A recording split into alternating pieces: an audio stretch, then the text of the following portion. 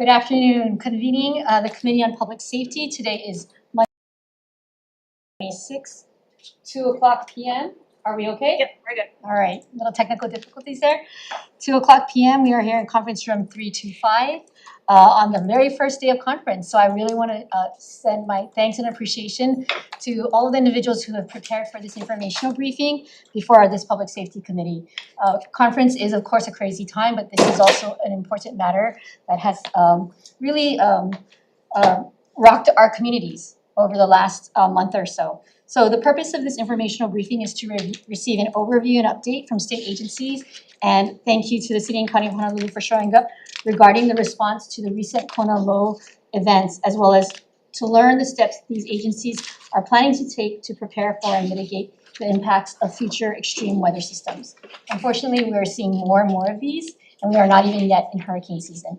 So I felt that it was important, given the interest in what's happened in the devastation that has actually occurred statewide, that this is an important briefing even in the midst of conference to do. So I really want to show appreciation to my colleagues. We have members of the Public Safety Committee here, but as is custom of this House and just generally of committees are allowed to have representatives also outside of the committee. So I would like everyone to introduce themselves, and we'll start to our far right with Representative Shimizu. If you could introduce yourself, your district, and then just we'll move it along. Hi, Rep. Shimizu, District 32, Honolulu, Red Hill, Lower IAL, Pearl Ridge, Aloha Stadium, Foster Village area. Thank you for being here. Okay, Kim Coco, Iwamoto, District 25, Ala Moana, Kakako, and downtown Honolulu. Representative Amy Caruso, I represent from Waipio Acres out to Kaena Point. Hi, Di Morikawa, Southwest Kauai. Aloha, Mahina Poi Poi, District 13, East Maui, Molokai Lanai, Ho'olawe, Molokini. So to our guests, as you can see, we have a statewide presence here. We have communities statewide that were affected by the Kona low storms, and that's why, that's another reason why this briefing is so important as we head into the hurricane season. So on that note, I have on our agenda the list, and I wanted to give Administrator Barros the start of this as Administrator of HiEMA, with the understanding that we will probably get kind of an overview of what happened. And then we would go and proceed to the National Weather Service, as that was part of kind of understanding for us what was the situational awareness our agencies had as we were moving through these storm systems. And then of course, all of the agencies. And I know General Logan, you typically are up first, so I apologize, but I really wanted to have this overview, and then we can dive more deeply into each of the departments' respective areas of responsibility. And so that's why this is structured the way it is. And then we'll wrap up with also some insights from the City and County of Honolulu, which of course experienced some very severe damages as we've seen over the last couple weeks. So Administrator Barros, on to you first. All right, thank you, Chair, committee members. Thank you for allowing us this time. So the event really started in early March when the National Weather Service indicated that there's something tracking. We start our coordination calls on the 9th of March. So for us in emergency management, the event started on 9 March, where we bring all the key players onto a state call with the governor and with the National Weather Service, and we get updates. And we do that daily. We started on the 9th, like I said. As the event progresses, we evaluate what the National Weather Service is saying. Our county partners are on there, and they also will share what their posture is and what kind of needs they have from the county. All our state agencies are present on that call. So all our ESFs are activated. Then if you recall, on the 12th of March, the governor does have a press conference with General Logan and with the superintendent, and they're looking at the impact of that Kona low 1, and we close schools and we close the state on that Friday. We feel the impact, we go into a response phase, and then by Monday, the state kind of moves into this rapid assessment phase. And we thought we'd get this good period to do a good assessment. Unfortunately, National Weather Service had other plans for us. So we go into a Kona Low 2.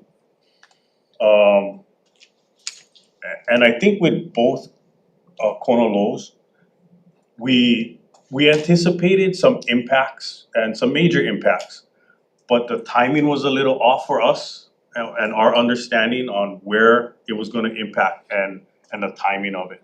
So it was a weather event that we couldn't really target the exact times and places for impact. But we did anticipate having major impacts for the state.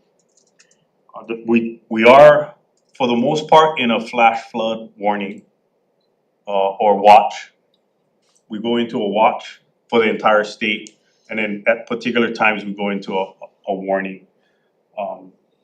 So that's kind of the overview on the, I know the National Weather Service will speak more details on the weather system. But from the HiEMA perspective, you know, we look at every event as an opportunity to see what worked for us and what didn't. So there were things that worked for us. Having the state agencies on the call, the state agencies, for example, in a response, DOFA wasn't asked, they activated and they moved to the sounds of the gun. DOT, the same thing, DLE, and of course our partners with the National Guard stood up, very proactive. Our partners with the 25th and Schofield Barracks, the US Army garrison, they postured themselves to support the state. Normally you won't see that kind of posturing from an active duty somewhere, but in Hawaii, very much so, leaning forward, in fact having a battalion prepared to support the state, and we used them twice in the Kona Low 1 and then again in April. We asked for their assistance. One of the things that was very impressive from HiEMA's perspective was the tactical cooperation with our first responders. When we look across the state with the county first responders, linking up with our National Guard assets, linking up with our state assets, at the tactical level, there's great work happening. And we understand that in some areas, they don't see that because we only have so much tactical forces to go. And that's my next point of neighbors helping neighbors. That's the strength of our state, is neighbors stepping up and helping neighbors. So for the past 3 years, we've been pushing HARP. We gotta strengthen our communities. We gotta get them to understand that we don't have enough assets for every single neighborhood, for every single event. So we gotta strengthen them.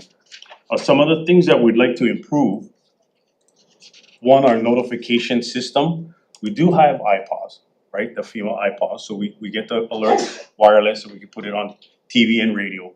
What we are exploring is a statewide system with Everbridge. So with Honolulu County coming online with H&L Alert, which is a Everbridge platform. Hawaii County uses Everbridge. There's a whole slew of partners out there, private hospitals, health industry. There's a lot of banks that are using Everbridge.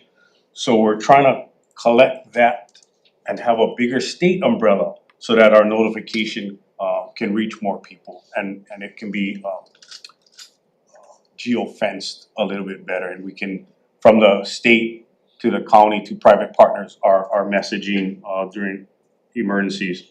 The other area for improvement for us is our statewide situational awareness across.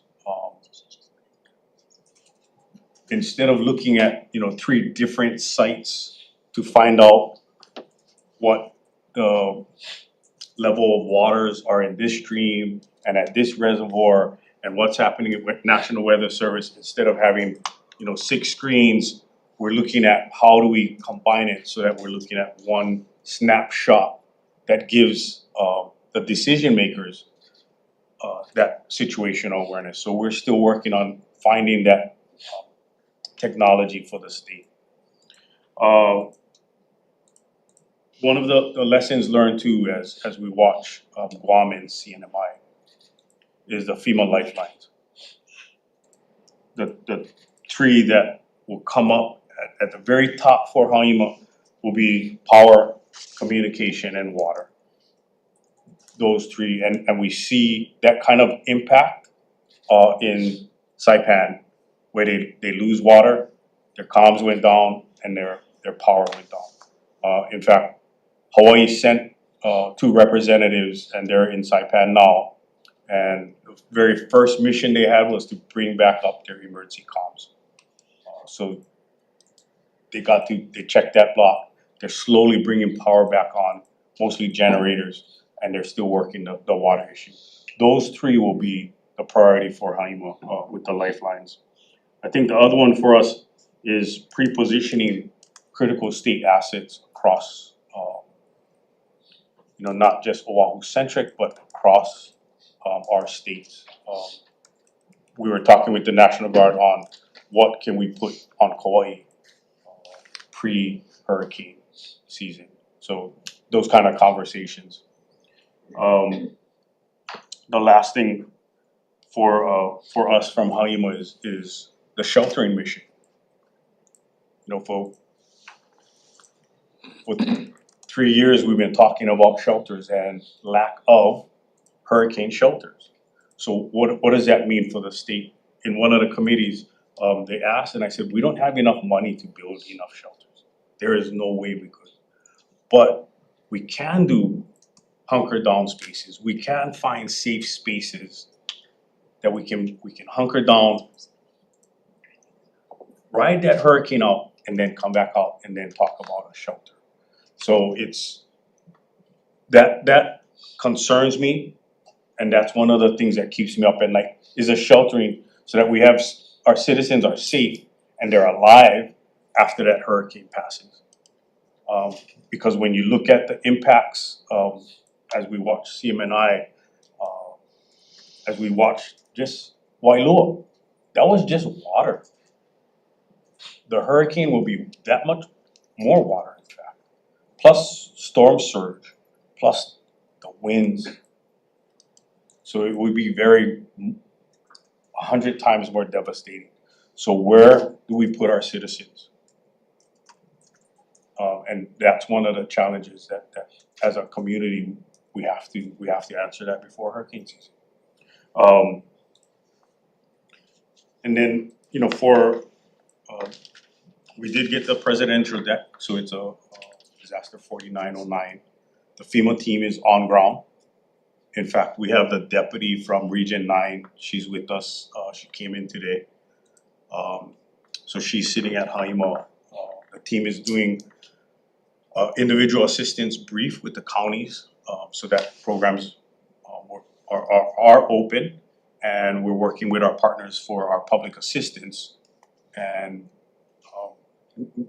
we're going hard on the throttle for public assistance to ensure that our state agencies, our county partners, our nonprofits can take advantage of the FEMA money that's available to rebuild after this incident. And then from day one at HiEMA, I kept saying the center of gravity is our communities. So when we see our communities step up and set up a hub, help one another, that's the center of gravity. That's what's gonna keep us in the next disaster. The challenge that I have at HiEMA that I give to my team is, okay, how do we help those communities get better? How do we train them to run a hub? How do we train them to look at the hazards that they will be faced with? And that's all I have, Chair. Sorry. Okay, thank you for that kind of overview, the initial timeline. I have one quick clarification. Between the 2 Kona lows, was there any delay with getting the presidential proclamation, or was it just because they were happened so close? Like in the normal course of time, what is the time frame in which we get the presidential proclamation? So Kona low happened. What you gotta do is do a damage assessment. So we rapidly did damage assessment. So we got them out there, the teams were out there. FEMA was on the ground with us, so we tried to jump right into this joint damage assessment. So we tried to accelerate that Between the two systems. between the two systems. Then the second system hit, then the conversation with National Weather Service, with FEMA is, instead of 2 events, we'll have 1 event. And that's what we got. So I just wanted to kind of set the stage for that. Now, I know that in part of the presentation, we wanted to kind of go over a review of kind of the statewide damage. Is that appropriate now, or who is gonna take that up? Are we not gonna, cause could we briefly do that before we switch into the National Weather Service stuff? No, I'm seeing no. Okay, let's move into the presentation by the National Weather Service, because I think that will help us understand, as I understand from Representative Peruso, that one of the things was happening is that we didn't seem to have good data to know and be able to predict what's happening, and so communities were somewhat caught off guard. And so I guess what the committee, or what I was interested in knowing, was what was happening, what is it that we need to know, or what could we have known? Given, and I wanna say that Mr. Bravender is actually a federal employee. So he's not actually someone who had to come before us. I really wanna thank him for coming to us, because I think the data that we were given was kind of and it wasn't anything you had control of, it's the weather, right? So we wanted to understand, like, what was it that we needed to know, we didn't know, and what could we know better next time? Yeah, I'm happy to be here. It's interesting, the introductions of everybody that was here. A lot of people forget that Weather Service is actually federal, because we're located in all the communities. We're a community resource. We all live here. We all work here. So it's, I'm happy when it's just assumed we're part of the state. But I guess just going into this, expanding on what James mentioned, I'll go over a little bit about the lead-in to these weather systems. The first statewide coordination meeting we had that Monday, we actually started sending out some emails beforehand, the week beforehand, just to get people thinking about it over the weekend. And going into this event, that first Kona low, the real true large-scale weather system, that was one we were pretty confident about. It was a large weather system. We were confident it was going to happen. There was uncertainty in where the impacts might be, where the strong winds would set up. But going into that first event, there was a fair amount of confidence. I think we were talking about a wave of rain coming through that first Wednesday, and then rain and wind by that Friday the 13th, where we ended up shutting everything down, and then tapering off as it moved through. The second Kona low, what everybody calls Kona low 2, even going into that, we went through, we did briefings. We stopped the last briefing on, I guess it would be Monday the 16th, and took a couple days off. And even that afternoon, we sent out another email, say, hey, keep an eye out for this weekend. There's something coming, but it's a lot more uncertain. High confidence in the first one, extremely lower than normal confidence in the second one. And James called me on Wednesday, said, okay, when do we start briefings? Well, let's start tomorrow. We started them again Thursday morning, the 19th, and then continue them through the next week as well. That one, the first one, we had a lot of rain. That was the big concern, was how much rain we're going to receive over a long period of time. And we didn't have as much impacts with that, but one thing it did do was set the stage for the second one. It had a lot of rain, saturated the ground, and a lot of runoff. And that became an issue with the second one, where this was our lesson learned from the event, was focusing less on the total rainfall amounts and more on the rates of rainfall, because that was what was causing the big problems, how fast the rain fell down. For Thursday night, the 19th and the 20th, was, we had actually a couple of rain gauges that had 7 inches of rain in an hour or so, and that's hard to even comprehend that much rain. One of the UH Mesonet gauges picked that up, and my boss, who lives in Laie, had the same thing with his rain gauge. Like, how did we get 10 inches of rain in 4 hours? And most of that was in one. So that's the focus. That was the challenge with that one going into it. So from the large scale, we're looking at, from the briefing standpoints that we provide and the flood watch, letting people know, hey, conditions are there for heavy rain, flash flooding. from that, we narrow it down. Once the rain is focused and going, we issue more very short fuse products, flood advisories if it's just heavy rain that could cause some nuisance problems, or flash flood warnings that are the damaging ones when there's inundation. And that's the other, I guess, communication challenge. The tools that we have with those warnings, emergency alert system, that's county-based. That's what goes over radio and TV and activates NOAA weather radios. And then the smaller targeted wireless emergency alerts that go through FEMA iPods that are the ones you get in your cell phone warning flash floods. 5 years ago, National Weather Service made a change in the way we activated those WEAs because of, it was more of a concern on the mainland, I think, that they were getting too many flash flood warnings. People were annoyed by them, so they said, okay, we'll put these impact-based tags. There's a base level flash flood, and then we'll have higher ones, considerable damage or catastrophic damage. And only those ones will activate WEAs. The idea being that if it's a base level flash flood warning, roads that normally flood would flood, but you might not have housing inundations or things like that. But if there's houses being inundated, or if there's people being rescued from cars, that would be this considerable, and that's what we would notify people about. From my opinion, I don't think we had an overwarning issue here in Hawaii. And that's something that we've discussed a little bit. We'll take that back to our national headquarters. Hey, maybe we can change this here. I don't know if that's possible or not. But that's one of those challenges that we've identified as far as the public alerting goes.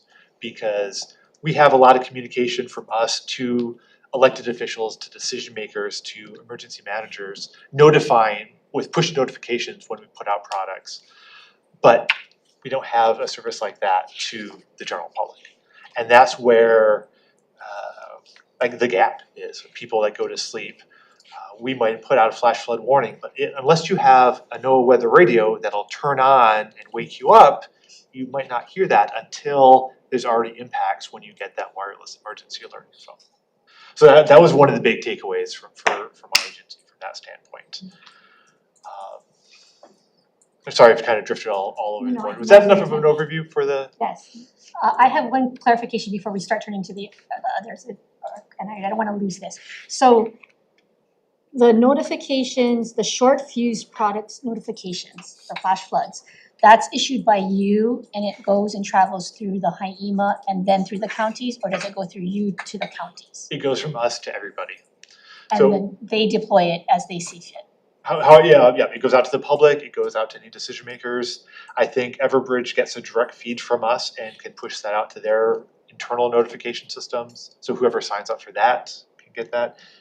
But in this instance, one, because you folks weren't looking at rates and you were focusing on more volume, that one, the data that was going out wasn't necessarily reflecting potential hazards in communities.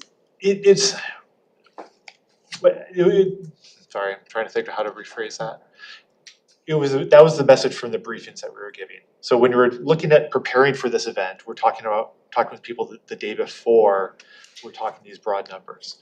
Once we get to the event unfolding, and when we put out flash flood warnings, it's what we're seeing on radar right then. We're seeing a cluster of thunderstorms offshore moving in. We're putting out that warning as we see it. Okay. So it's not so much when I mentioned the broad brush versus the rates, that was more the messaging coming from our office leading up to the event as to what the hazard is. So next time around, you guys will actually be looking more at rates, especially if we have back-to-back systems that are coming so closely. Yeah. Okay. It's one of those tools that this year we started doing more graphical briefings and what can we use for an image? Let's use a rainfall forecast. Maybe that's not the best thing to use. So now the question for us is how do we develop those images? And what does it mean? Is it, hey, there's a 40% chance of 4 inch per hour rainfall rates. Is that useful? So that's where the conversations that we're having now. Quick, one more question, and then I want to shift to how the agencies are responding. And the question is because you said that, and I just want to pick up on it, the communication goes from you to the group as a whole, state and county agencies, and then they deploy. Now, from our, again, I've only been on the Public Safety Committee, and most of us here, I've only been on the Public Safety Committee for 2 years.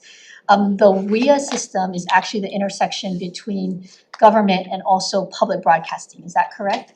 Is my understanding of that correct? So there's two different interfaces. One for commercial, not commercial, for broadcast TV and radio is emergency alert system. So that's EAS. That's the and the crawls on the TV. Those are based on county. So it'd be for the entire county, all of Kauai County, all of Maui County for flash flooding on Molokai. So the whole county would get those alerts. With the way our communications are set up here, if you're looking at TV, all of our TV stations broadcast statewide. So you'll also see crawls on the TV for anything in the state. It's the wireless emergency alerts that you get on the cell phones that are targeted just for the location of that phone. Okay, that's what you mean by WIAs. Yep. Mhm. Okay, so thank you for this clarification, and thank you for indulging me. Just one more question on this. So in this system of the two Kona lows, was our communication systems on broadcasting and WIAs working properly? And maybe as we go along, we can kind of address that question, because I don't know that from the experience of community that it necessarily was, I don't know. But and we might have been getting some feedback that maybe it wasn't actually working, but I don't know again. I think on our end, as the system was moving, all of, like, legislators have been trained, tell your communities, get onto, in our case, HNL, or, and get on and like watch the TVs, and everyone's like, I think we actually have a very good trained population that watches when we have like these kinds of alerts. So my assumption is that it was going well, but I don't know if it was actually deployed really well. So maybe we can take up that question as we go along. So on that note, anything else? Did anyone want to ask any follow-up questions about the weather forecasting, about how they were providing us, or our state departments, the best information that they could have? Okay. All right, no other questions? We can turn it over now back to the state agencies, and I guess maybe we should start with the response from DOD. Sure, Chair. Hey, Chair Bellotti, Vice Chair Iwamoto, and all the committee members, thank you for your time here. I know it's a very important time in the legislative calendar. I'm Major General Logan. I'm the Adjutant General for the State of Hawaii Department of Defense. Aloha. The following informational briefing provides an overview on the department's response and recovery support to the recent Kona low storms and the April severe weather events. The primary mission of the State of Hawaii Department of Defense is to enable a safe, secure, and thriving state and nation. We accomplish this by being trusted, ready, and responsive. In preparation for the initial Kona low storms, based on forecasts from the National Weather Service, Governor Green issued a state emergency proclamation on March 9th, 2026. This enabled my department to activate members of the Hawaii National Guard in all 4 counties, and to have them pre-positioned to respond to flooding caused by heavy rains and damage caused by high winds. Examples of how these forces were deployed are high water vehicle teams operating vehicles with the capacity to ford flood depths of up to 3 feet to conduct either victim evacuation or transport first responder personnel to the affected areas. We found this capability was best partnered with county fire department personnel and facilities to aid in their responsiveness. These same vehicles were subsequently used for initial debris clearance operations, which enables what we call flexible domestic response options. Based on vulnerabilities reported by the DLNR dam safety experts, we placed our personnel in positions to physically monitor water levels at various reservoirs and dams throughout the state. Some were static and were posted there, either when it wasn't manned by the dam owners, or some were mobile because they were in close proximity and they could back up to whatever electronic warning systems or measuring systems were there. We provided National Guard liaison officers, or LNOs, in all 4 county emergency operations centers to assist in planning and provide expertise on our capabilities. This also enables us to anticipate community needs by being present as the situations develop. And ultimately that leads to our vision statement, which is to be responsive. We participated and helped stand up the Joint Information Center, or JIC, to provide timely information and accurate information out to the community. We also activated military aircraft crews to provide a search and rescue and initial assessment capability. Here's just a few of the statistics to date of what we were able to accomplish. So we evacuated with our helicopters 47 persons and 2 dogs from Oahu's west coast during the Honolulu storm. They were on a camping trip at Our Lady of Ke'au, and they had become isolated, so we were able to bring them to safety. We ground evacuated between all 3 storms a total of 91 personnel and 1 dog from various locations throughout the state. Approximately 10,589 gallons of potable water were distributed, servicing approximately 766 persons. This mission is ongoing and is still going today in the Otaki and Waialua Mill camp areas.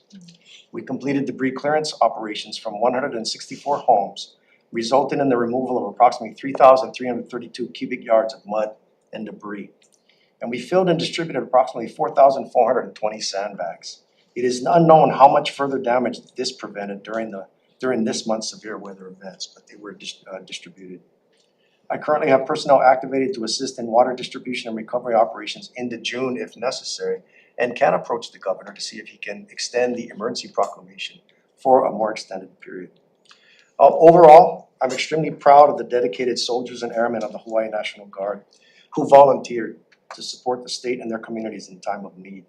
I want to thank you all for the opportunity. Like I said, I know it's a very intense time for the legislative session. And thank you all for what you do for our state.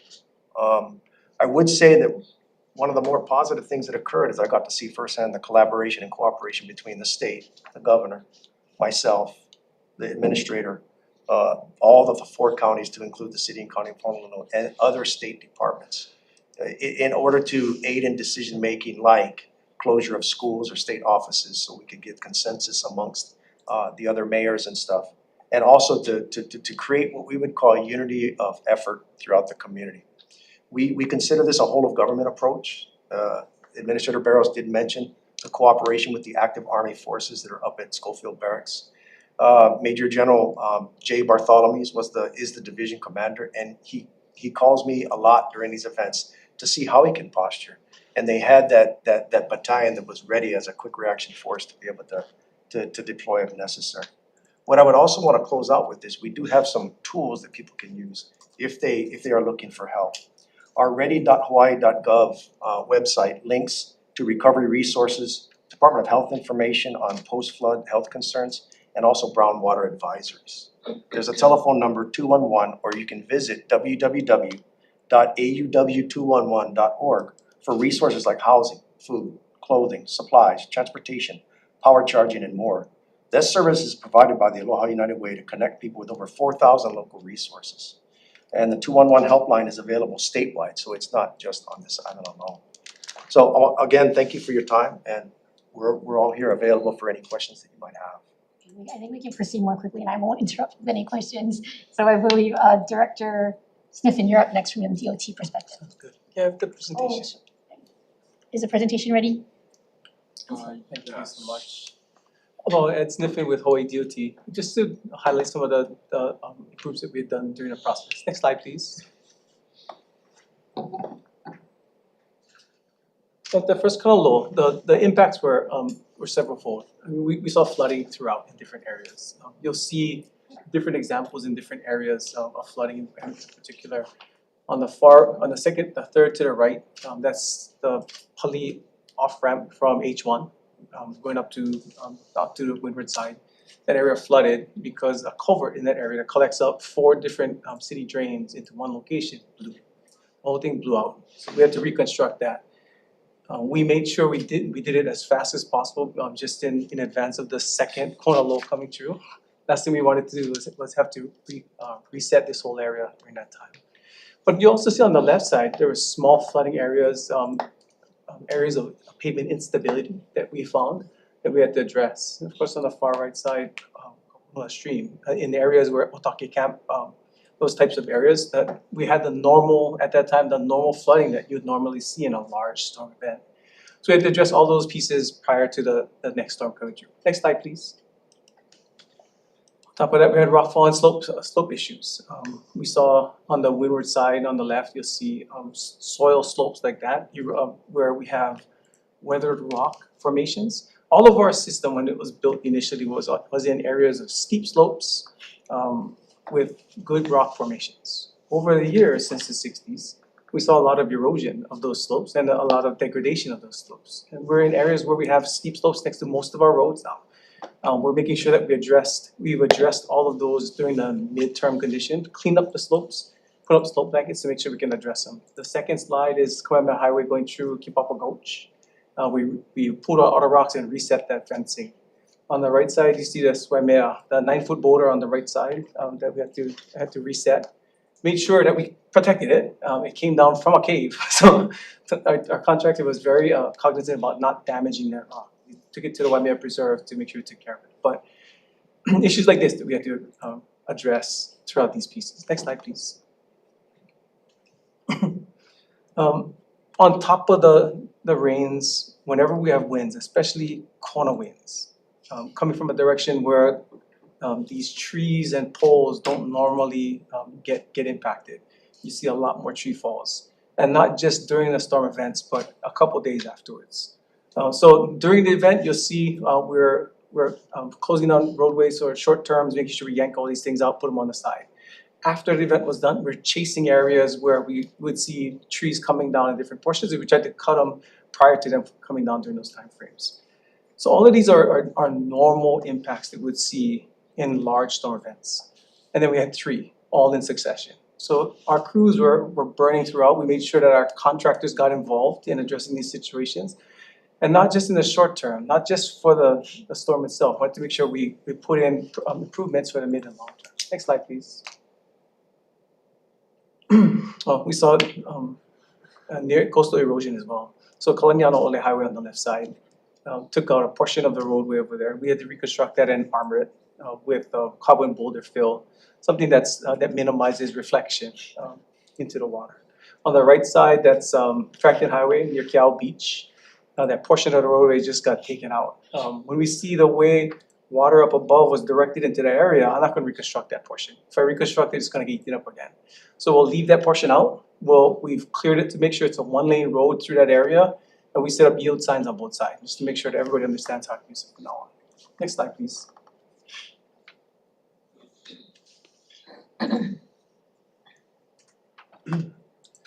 So throughout these 3 storms, our normal approach is to make sure we get to all the streams, ditches, anything that's on the state system, to clear them out to give as much capacity as possible before the storms. Now the weakness of our approach is my jurisdiction is that bridge, period. Nothing upstream, nothing downstream. That's where my jurisdiction starts and ends. So we hit all those areas. My ditches are the ones that run parallel and perpendicular to the state system in the DOT right of way, period. That's all I did in the past. These storms change things tremendously. So this is what we did prior to each of the different storm events. Any of the debris that came down, we started clearing them out to make sure we could get water through them. We didn't go upstream to start clearing out vegetation or other muck that had built up over time because my jurisdiction is that bridge itself. Next slide, please. Some of the slope mitigations that we had taken care of. You saw in Waimea Bay, on the left side, it's a shotcrete wall anchored with 60-foot anchors into the slope. Had we not done that on the first night, we would have lost that whole road. In that area, we saw that move about 2 inches during this time frame. There's a 16-inch water main that runs through that slope. If it moved 4 inches and broke that water main, that whole slope is gone. So good thing our contractors were available to get out there as quickly as possible. Our designers got out there to make sure that we put an improvement in place that we could build right away. The center one is the Pali on Maui. We had to scale that slope immediately and reset some of the rock draping over there. And on the right side, we got Kaupuno Stream. That area where Otake Camp got overrun by the flooding. And on the second corner low, Hawana Street and everything else got flooded as well. Next slide, please. So midterm solutions for us.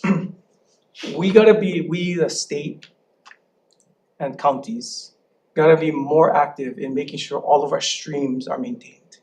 I think over time, and this is, I'm not saying this is anybody's fault, because if you look at the stream jurisdictions throughout the state, they're extremely complex.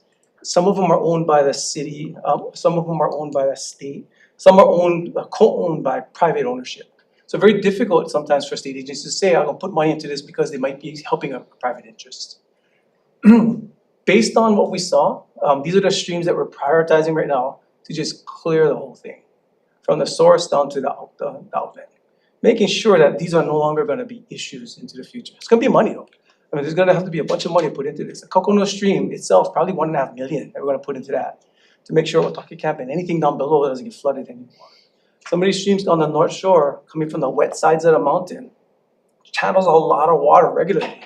So making sure that these stay open, and not just the vegetation that might fall into it, not just the vegetation that people cut from their backyards and throw into the stream, but also all that debris that was washed down from the mountain in the past, that built up in the stream over time that limits the capacity in those areas. All of that stuff gotta be dredged first, cleared and reset. And second, there's gotta be responsibilities on who actually takes care of it in the long term. This is my opinion. If we leave this up to a private entity to do, I don't know what gets done. In the past, when plantations ran the streams and ditches, water was super important to them. They wanted to make sure that they reserved every drop for their crops. Now, when these plantation areas were sold to separate private owners, those ditches are now just impediments.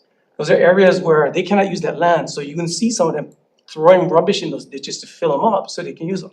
So you'll see in different areas, especially when storms come through, water is discontinuous. It's supposed to be directed into different ditches that are no longer there. So it's gonna find its own way across the land. And that's what you'll see in different spots. Throughout our state, just on the roadway system, we see areas flooding that we never seen flood before. Kawa Flats on Big Island is one, we never seen flooding out there before. Now that area floods consistently because of changes on the Mauka side. So part of this is the streams, part of this is making sure that we understand the grading that's occurring in areas that affect our civil infrastructures. Wait, before you move on, just because I know people are gonna be interested in this slide deck, and I just wanna confirm on the priority streams that you're looking to clear and have like an all counties state approach cooperation in the midterm kind of solutions, are there streams on all islands? Yes, there are. Okay. So Kauai is in better shape right now. We work really well with the county and the state to make sure that those streams are clear. The big one's gonna be Wailoa Stream. We know those are pieces. But the two other contiguous streams from the mountains, we work pretty well on right now. There were jurisdictional issues in the past, but we try to do it. Maui as well, same thing. Molokai, you get some issues that we're gonna have to deal with, especially through the DHHL area. So this is statewide. This is a Okay, statewide thank you. list. And this is not all encompassing yet. Next slide, please. So long term, there's gonna be areas that we're gonna have to address. Portions of our system for near shoreline erosion, we're gonna have to realign. I mean, we just know we're gonna have to do it. It's gonna be a longer term discussions because of the costs and everything. Throughout our system, we're gonna have to start looking at the slopes that we have near our roadways. Hana Highway, we know we get steep slopes above it, steep slopes below it. No getting around it. We cannot realign that any place. So we gotta make sure we protect those slopes. You know, the areas where we've had competent rock in the past that weathered out to soil, we have to blanket them now or put up some kind of matting to ensure that nobody driving in that area can be impacted. A case in point is Waimea. That area, I'm not gonna open that road completely until we blanket that whole slope and we don't have to worry about any boulders coming down hitting anybody. We're just gonna have to be really aggressive in addressing these types of situations. Next slide, please. I think the rest of it, I didn't want to focus just on water, but we can leave it at that. There's still fire mitigation that we're gonna have to work through. There's still evacuation routes that we gotta consider. So those are other pieces of this presentation that we can talk through later. Thank you. All right, let's shift to DLNR, I believe. And then we're gonna wrap up with one county's perspective.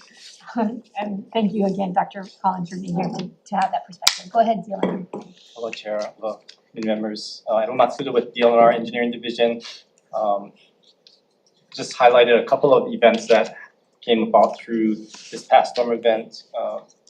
We had primarily on Oahu, we had flooding on the North Shore side in Wailua and Haleiwa.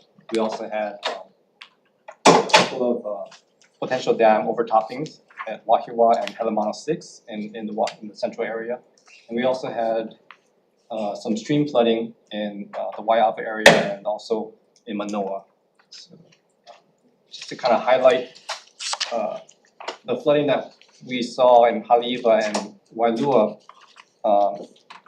I know there was a lot of concerns that a lot of these floodings was aggravated or caused by some of the dams upstream, and just wanted to point out that a good portion of that North Shore is in a high-risk flood zones, and so that's what's depicted on this map. And we did do a flyby the other day and kind of confirmed that a lot of the areas that were impacted, that we could see visual evidence of flooding, are in these high-risk areas that are on this map. So that kind of highlighted to us that that the maps, just unfortunately, they're correct, and that these residents, despite what the dams are doing upstream, are still going to be at risk. And highlighted on this map shows where Otaki Camp is, and you can see it's kind of in the center of between where Wailua and Haleiwa is, and that's primarily where the downstream water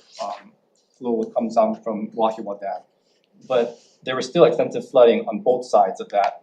So obviously there's tremendous amount of rainfall that came down. And on the next map, it also highlighted that there is a correlation between spillway flows that come off of Wahiawa Dam and how that impacts Otaki Camp. And so historically, once you're overflowing the spillway around 82, 84 feet, you're wanting to start evacuating Otaki Camp because they're going to start to experience flooding just based off of those spillway flows.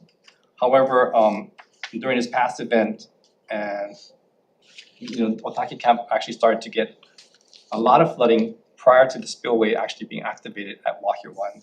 And this just shows the drainage area that goes into Otaki Camp. And so downstream from the Wahiawa Dam to Otaki Camp, the drainage area is almost it's on a lower land area, elevation wise, but just in the acreage, it's pretty substantial. So that kind of depicts that it's not just the dam itself, even if it's improved and it's upgraded to be more of a flood protection type of facility, it still will have its limitations on what it can do to protect the citizens downstream because the watershed there is just so large. The next one just kind of highlights some of the events that happened. And this is on the second Konolo coming through, but I know there was a lot of concerns or people wondering why there was an evacuation or potential evacuation notice issued, and we did have a lot of interaction and correspondence with the City and County of Honolulu, with National Weather Service, and with HiEMA as to what we're seeing at the dam. And so we had engineers that were working on design plans here, and so we actually asked them to rerun some models during the event to try and get an idea of what we're anticipating in terms of rainfall coming in and what we're experiencing at the dam, and how much of a time frame do we have before that would actually result in concern at the structure. And it's just, again, based on the uncertainty of the rainfall coming in, we were at a high level going over the spillway. We were approaching, I don't think we've had an actual evacuation notice issued out for Wahiawa in a long time. So, we knew that this was going to be a concern for a lot of people. And so we did want to try and work it out to try and make sure that advance notice was given, and knowing that the emergency responders to actually activate an evacuation would need at least 2 to 4 hours to really carry out that evacuation. And there are critical facilities in that inundation evacuation area. So we were in coordination with Honolulu DEM, and I think that was our advice, is that prior to going into the later hours of the evening, that knowing that there was another set of rainfall anticipated to come that night, that there's a good chance that you would hit the trigger point for which we would issue out that evacuation notice. So they did issue out a potential notice for evacuation, and that we were in agreement with that.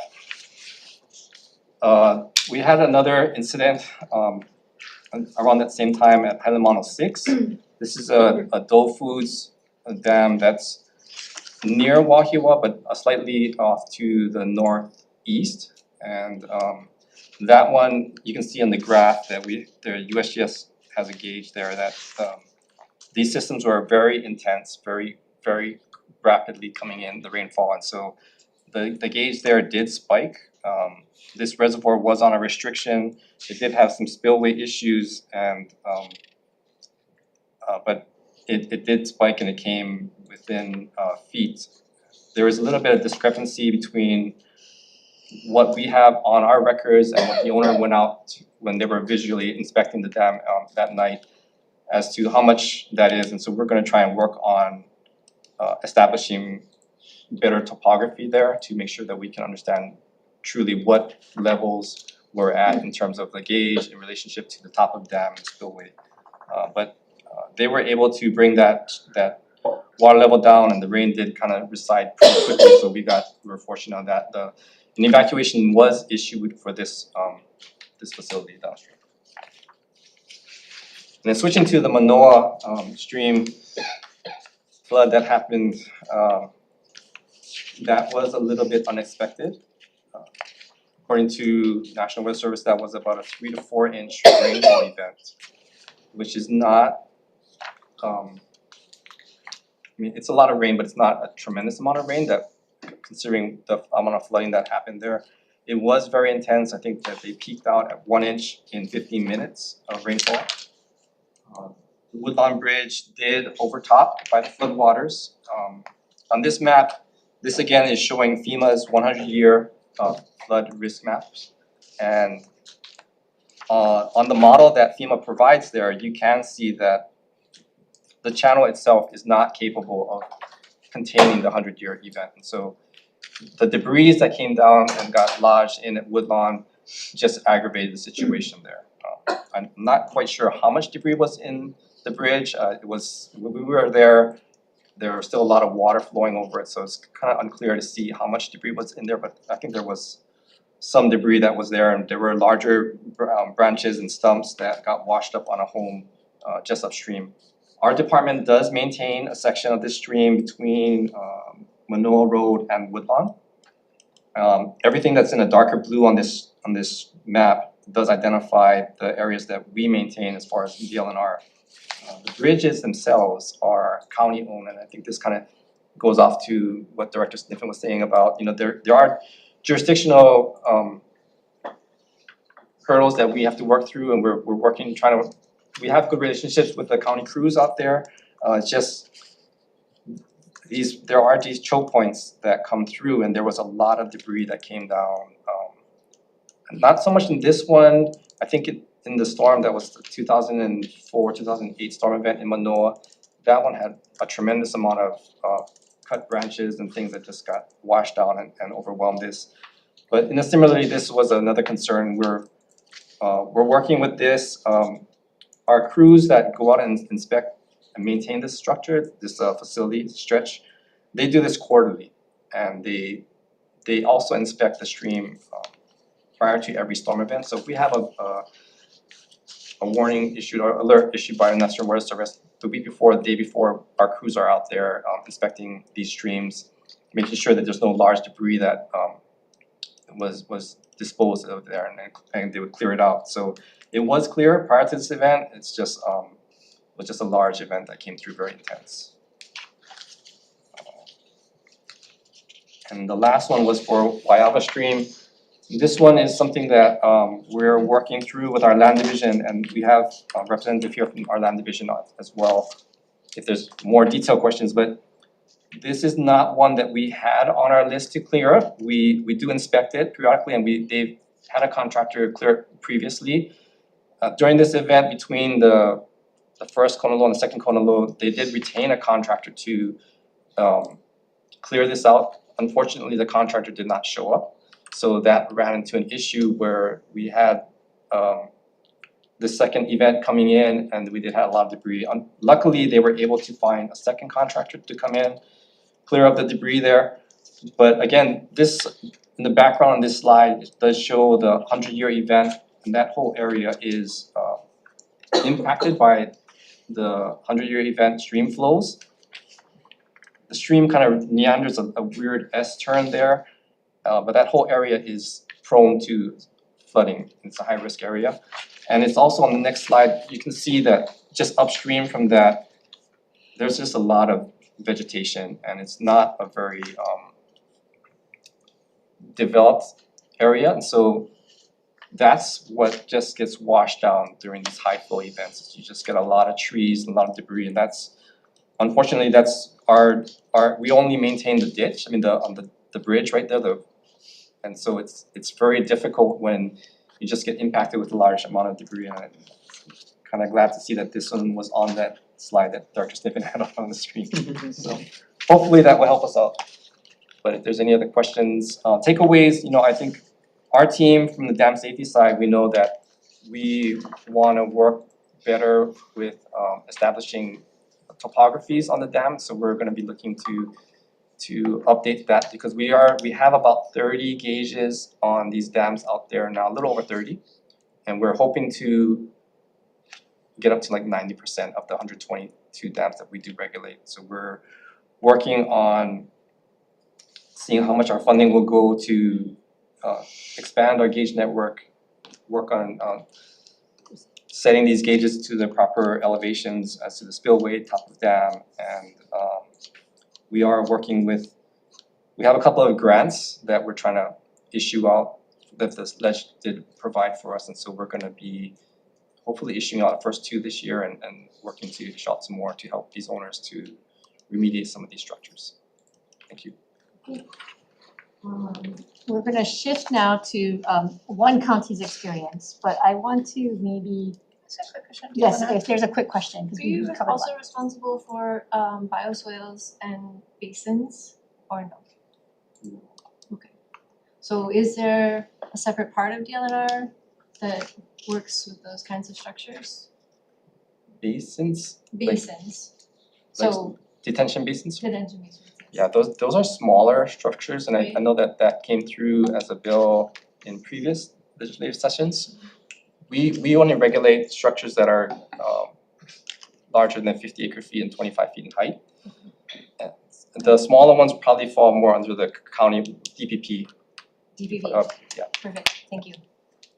Okay, I wanna give our neighbor island legislators, is there anything that you heard that you wanna follow up on before we just shift to City and County of Honolulu? I'm just wondering, like you're talking about bridges, you maintain or you check the bridges, but who owns the bridge?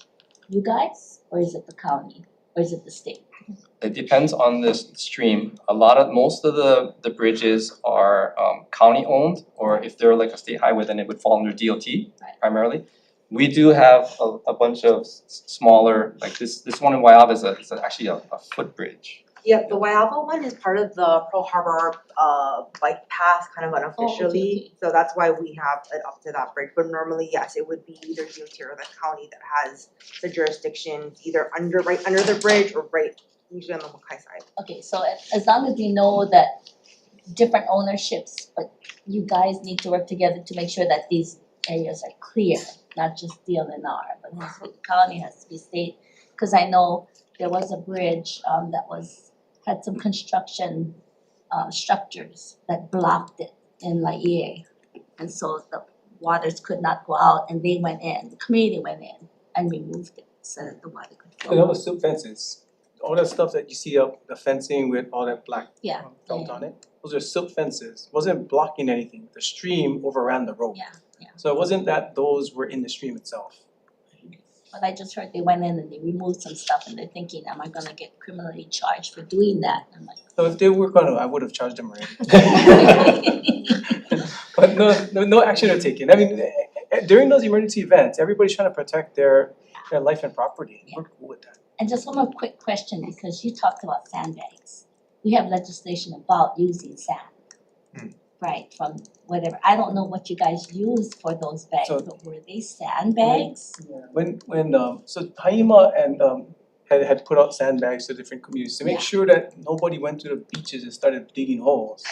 We went to the quarries to get sand for them. The Okay. last thing that we wanted was anybody digging a hole at a beach to get sand. Okay, that's what I wanted to verify, because we do legislation not understanding that this is a consequence of some of the things we do. Yeah. Okay, thank you, that's all I have. Director Poi, did you wanna ask anything specific? I have several questions, but I'll ask one now and save the rest for later. I'm really happy to hear the conversation, and several of you mentioned the really fragmented way that streams are being managed in our state, with, DLNR takes care of only this part, DOT will take care of these parts, but it's primarily for our bridges and our infrastructure, and then we have all the private property owners. I would be interested in hearing from each of you or a few of you on ideas for solutions and how, we can bring all the stakeholders together and manage our streams as one consecutive body of water rather than all these little parts, because it's not working, and all the money and efforts being put into it now is really limited in the efficacy because of, problems that are happening that aren't within your individual jurisdictions. So I don't know if there's any feedback on that. I think primarily, city and state, or counties and states should be responsible for. Overall, if we leave it to private interests to take care of, I don't think it's gonna get done, because they're gonna be looking at their own interests versus how it impacts everybody else. And I'll give you a couple of for instances.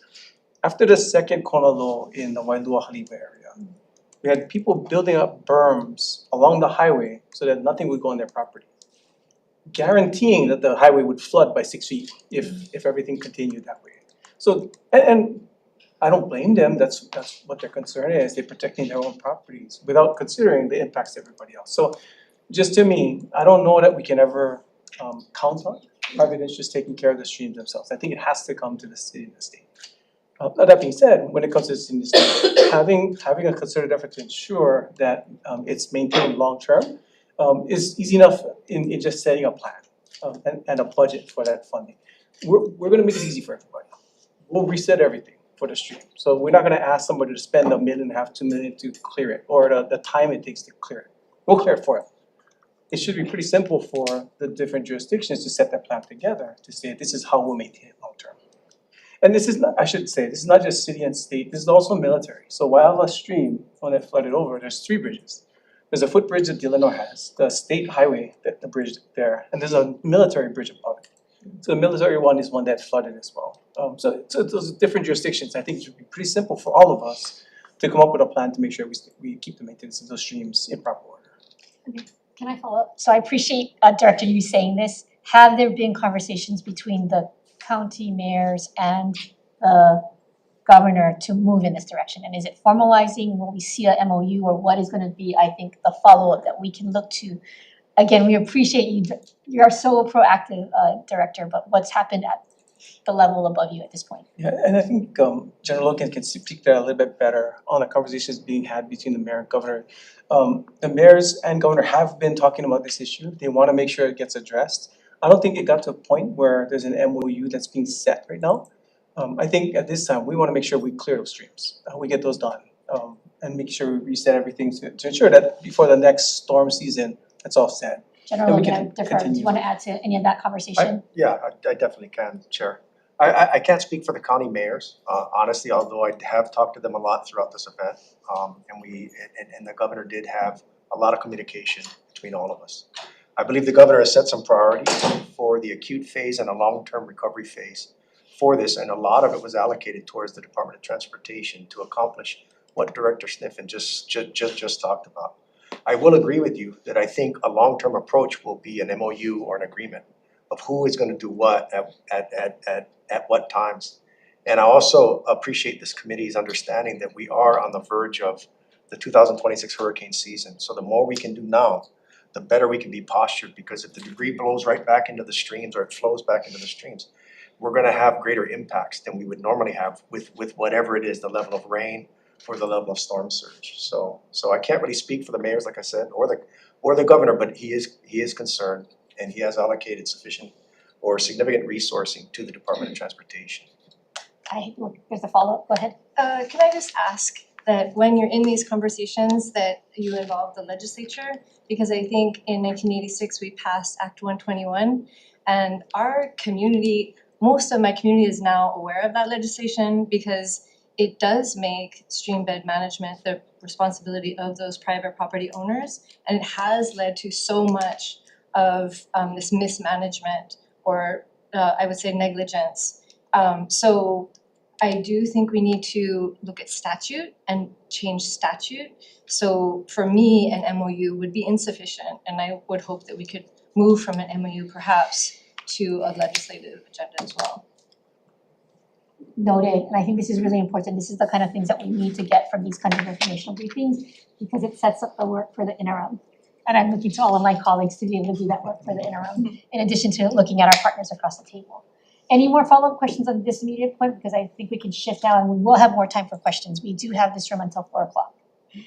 All right, Dr. Collins, you're up next. Aloha, representatives. Pleasure to be with you today. First, I'd like to just share with you that this is very preliminary, very unanalyzed information.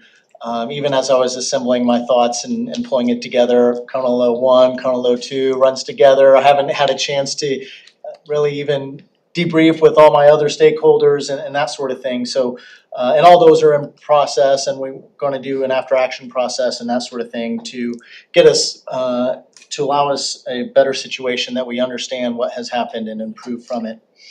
As you heard from Honolulu 1, started kicking off in March 11th. And I would say, we're talking about Honolulu 1, Honolulu 2, but we can't forget the February that we had, starting in with Super Bowl weekend and then 2 weekends later. And that put a real strain on the emergency management system in terms of the staffing and people's hours and burnout and that sort of thing. But moving into Honolulu 1, we led strong. We led with a press conference where we were focused on trying to get the word out and make everybody know just how dangerous the storm was.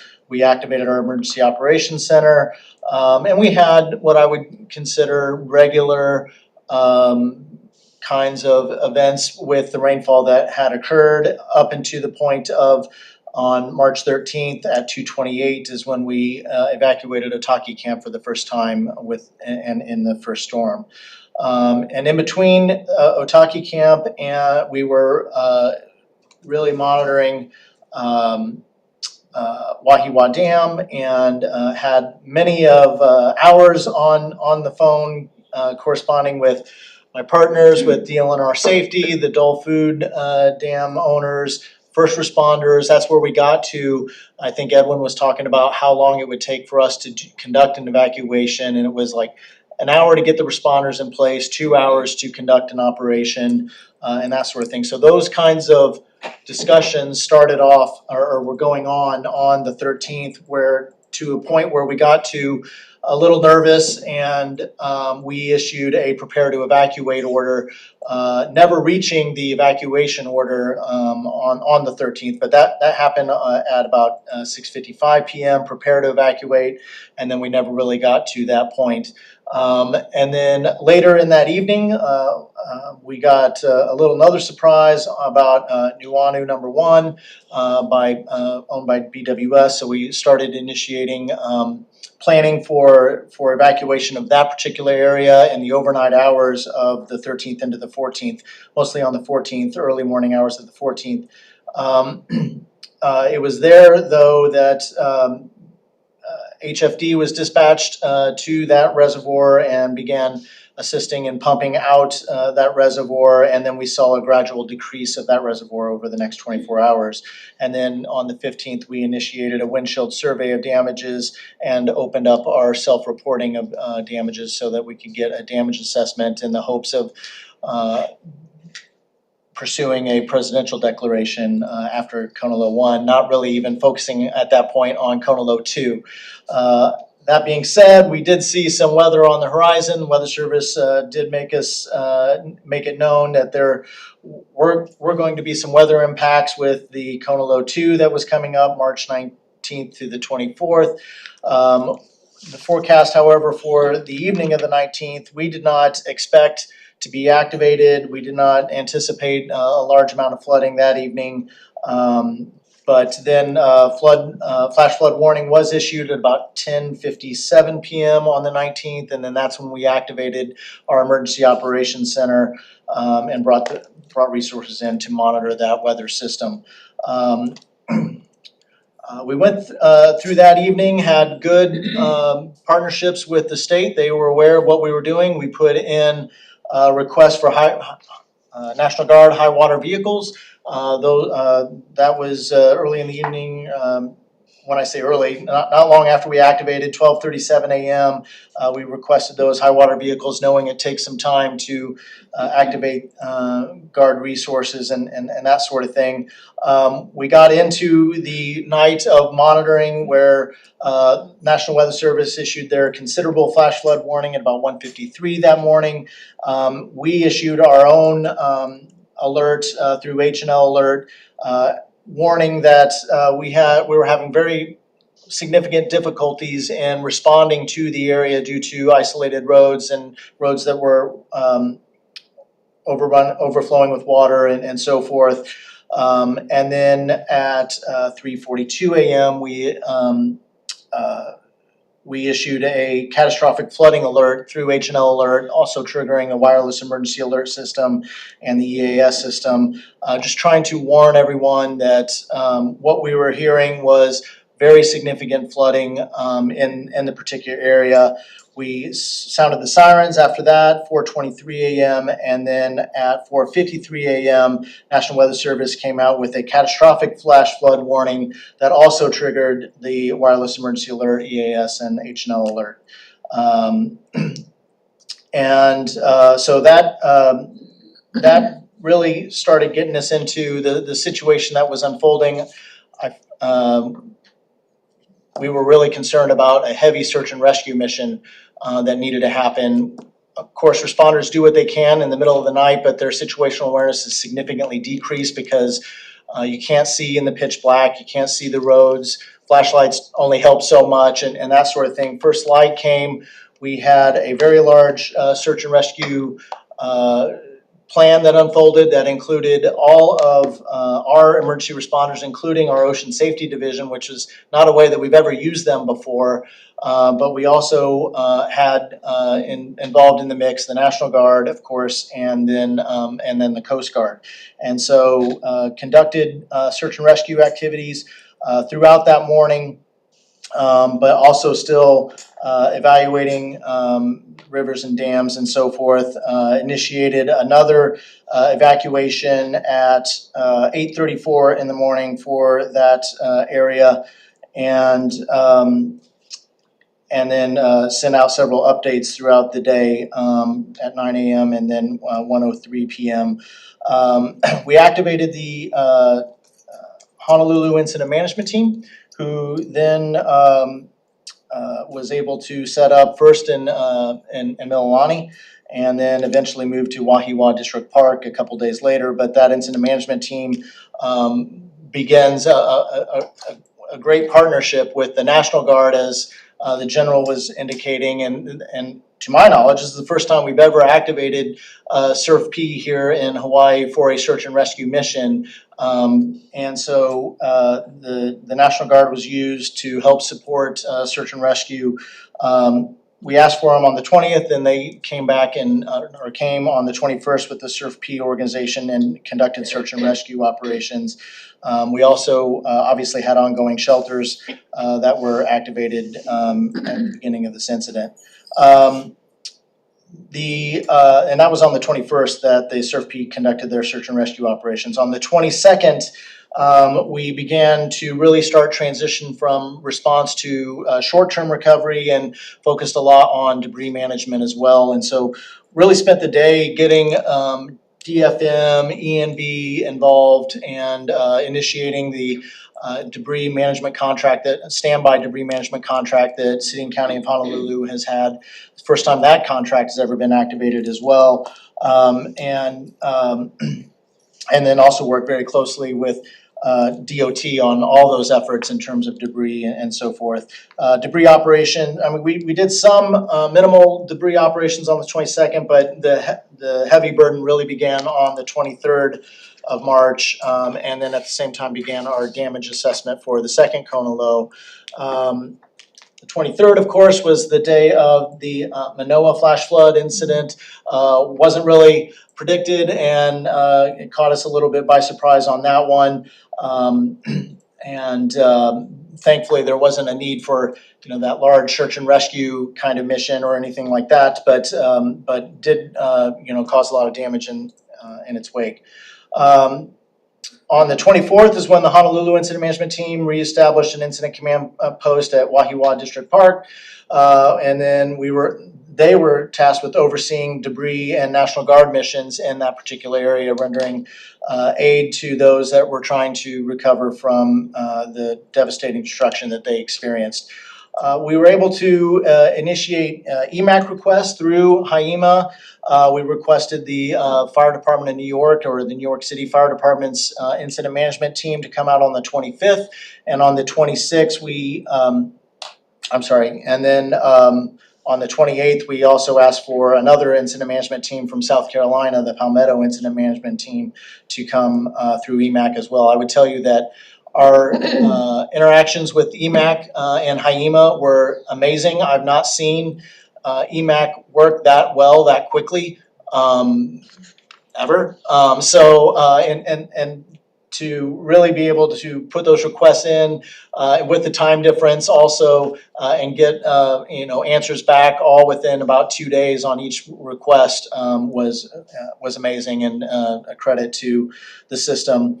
The first day that we had community assistance centers was on March 26th, where we established those at the Wailua District Park. Those were very key in trying to provide as many resources from all the different volunteer organizations active in disaster and government agencies to get their assistance out to the community that needed them. But at the same time, we were very focused on being community-led and government-supported. So we really gauged how hard to push and how fast to push and how much to push based on our interaction with our community leaders as well. On the 28th is when the FDNY team first arrived, and they married up with the Honolulu Incident Support Team and continued to conduct operations with the National Guard, DFM, ENV, overseeing debris, interfacing with the community, of course, and DOT as well. We also began the joint preliminary damage assessment on the 28th, which is us with HiEMA, with FEMA, all validating the damage, which is a step. Representative Bellotti, you asked about kind of the process and the timing to get that declaration, and it's not required. I've seen declarations come just by 9/11, Katrina. All of those happened without a preliminary damage assessment, but they were obviously no-brainers, if you will. But in this case, you really do need to go through that PDA process to help FEMA make the case to the president for that presidential declaration. And then on April 1st, the Palmetto Incident Support Team arrived. So again, showing the quickness of that EMAC process, as it were. From there, we kind of went through, just debris management and community assistance over the next several days before we got into the April event, April severe weather, where once again on 4/10 we had to evacuate Otaki Camp. And then last Friday was our last community assistance center day in Wailua, although on Saturday we did have a different twist on it, which was rebuild Oahu with our DPP helping to provide the assistance in terms of rebuilding and permitting and things that we would need to do for that. So that's kind of an overview of the events for the past several months. But in terms of post-incident mitigation, obviously we've heard about the dredging of streams, and DFM has been there supporting that mission, and really hoping that we can get those cleared out, and in my opinion, I don't think a lot of them deep into the stream were cleared out a lot. I mean, it's harder to access. I know the stream mouse are serviced very regularly and that sort of thing, but I think it's harder to get deeper into the streams. I think you actually saw with the April severe weather, in terms of how we've changed operations at City County of Honolulu. One, because of the saturation of the ground, but I think going forward, you're going to see a lot earlier evacuation warnings happening, rather than waiting for certain levels of the reservoir to hit or that sort of thing. So we're being a little bit more aggressive on evacuations and warnings. We are currently reevaluating our CIP projects for FY27 budget to see if there's any water management related infrastructure that we might be able to put under, get planning and get in the queue, if you will, for making improvements to the waterway system. DEM has requested more staff out of our FY27 budget. We had actually asked for quite a few. We were moving forward with 8, and now we're as FY27 budget is still in the works, we're asking actually for more staff members to join us at DEM to help increase the capacity of what DEM can provide to the community. We maintain so one of the things that we've been working on as well is an AI-based all hazards detection system. And because that's risk-based and because it's based on one of the risks obviously is flash flooding. That's one that we're obviously continuing to pursue. Those are slated to be funded by Homeland Security grants that we receive from the federal government. And so we're looking into that. And as soon as those Homeland Security grants become available, then we'll initiate a project team with many of the stakeholders you have here, getting together and trying to start to piece together what should be a good situational awareness tool to help us understand what situations are looking like out there when they're being impacted by severe weather. We're also obviously going through an AAR process where we're going to evaluate our response, but as well as what led to this particular disaster, and really evaluate what can be done from a project standpoint to mitigate flooding in the future. I've heard some of the conversations about the stream maintenance, and that's been one high on my list as well as far as something that needs to be corrected. And I agree with the other panelists that talked about the complexity of whether it's section of the streams are city-owned, state-owned, privately owned, and so forth, and they're just not getting maintained. There's a lot of people that will just point the fingers at other people. It's the state's responsibility, it's the city's responsibility, it's private responsibility. I think I agree with you, Representative, that there just needs to be one agency involved, and it would take a legislative change, and you would have my support for that. And that's the end of my report, pending your questions. I know that there's gonna be questions, and that's a lot of information. I have some, but I wanna defer to my colleagues. Any questions? You know what, let's go ahead. Rakimizu has not asked the question. Go ahead, Rakimizu. Thank you all for being here and for your positions. Are we able to get written reports of what was presented, just for the record? I think we can provide the presentations. I think right now, given the kind of constraints we're in, it's a little bit maybe too much to ask, but we can follow up later with another set of information briefings as needed. Sure. But I would not want to put that burden on at the moment, Sure. so we will provide what we do have. And this is being recorded, right? Yes, and this is being recorded, so you can go back and look at this. If we have further questions, do we direct it to the chair? You're welcome to direct it towards me, but also you have your own ability to also reach out to various, Directly. yes. Okay, great. Representative Russo? Go ahead. So I have, for Director Collins, I just have some questions, I think, about the immediate incident. So the moments of the evening of the second Kona low, because that's where most of the community upset still sits. So and it also kind of, I think, points to some weaknesses in our disaster response and anticipation systems. So at approximately 8:25, stream gauges were in Opai'ula stream were already showing rapid increases. Representative, can you give us a date? So March. that's Thursday evening. 19th, yeah. Okay. And this is a known floodplain, and I'm sure as DEM director, you're familiar with all the floodplains. But the EOC wasn't activated until 11 p.m. And that's curious to me. It's alarming to me because I watched the city and county special committee where they asked you folks a lot of questions about those events that over those 2 days, and it seemed to me that the constant refrain was that you folks were relying on the rising levels of the dam as your singular metric for anticipating and responding to possible flooding. And I wonder why no one would seem to have been watching those stream gauges, because in our community we had people reaching out.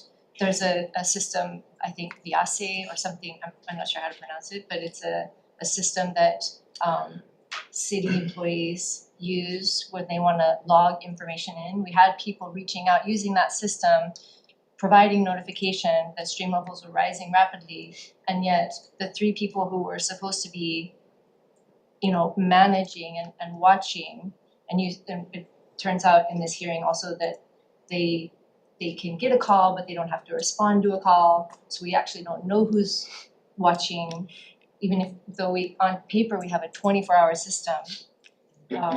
So I think that that's the source of a lot of continued anxiety, because what I heard and what other people in the community heard from that conversation at the city and county level was that was where the analysis sits and where it's going to continue to sit. And so I'm asking you, is it your intention moving forward to move away from what I would consider, and probably the wrong word choice, but a simplistic metric of using the dam level, because the dam only controls Kaupenhua, which is, as DLNR has pointed out, is one small part of our floodplain. So is there an intention to move away from that metric and towards a more holistic analysis of stream gauges and other kinds of data? Yes, ma'am, and that's what that AI project is all about. It should be not just monitoring reservoir levels and not just monitoring even the streams, but we can put those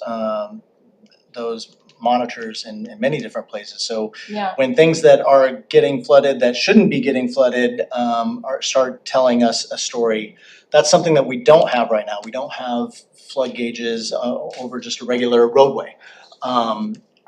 Right. But we do have stream gauges that should have helped in that moment. So, and I will just say that AI is only as good as the input it is provided. 100%. And the human operators. So Can I interject, because I actually have a follow-up question here. Yeah. When I heard you say that you're gonna deploy an AI system, Mhm. one of the immediate questions that came to mind was that drone technology. Is it you're syncing more hardware so that you can identify? Is that the kind of AI systems you're talking about? Contracting? The AI system should be a machine learning system that can factor in all kinds of variables that we are not that we aren't allowed to do. That means that we have to put infrastructure in that's going to give us more readings than we're getting right now and leverage the infrastructure that we already do have. And so it needs to bring in that data and consume that data, and then the AI system through machine learning can understand the various variables and be used to tell us things that we can't normally put together outside of that. And then can I just interject here, because what I just heard Representative Caruso say is that the AI is as good as the infrastructure we have, is the input that we're getting out. But what she was also describing is a low-tech system where there were people human beings talking to each other, community calling in to some some county agency reporting. What I'm asking you is, are there low-tech fixes that you can implement right away so that, for example, the community calling in and saying, oh my God, I'm seeing the stream going off, then that person who's sitting there is like, I'm going to report this to somebody.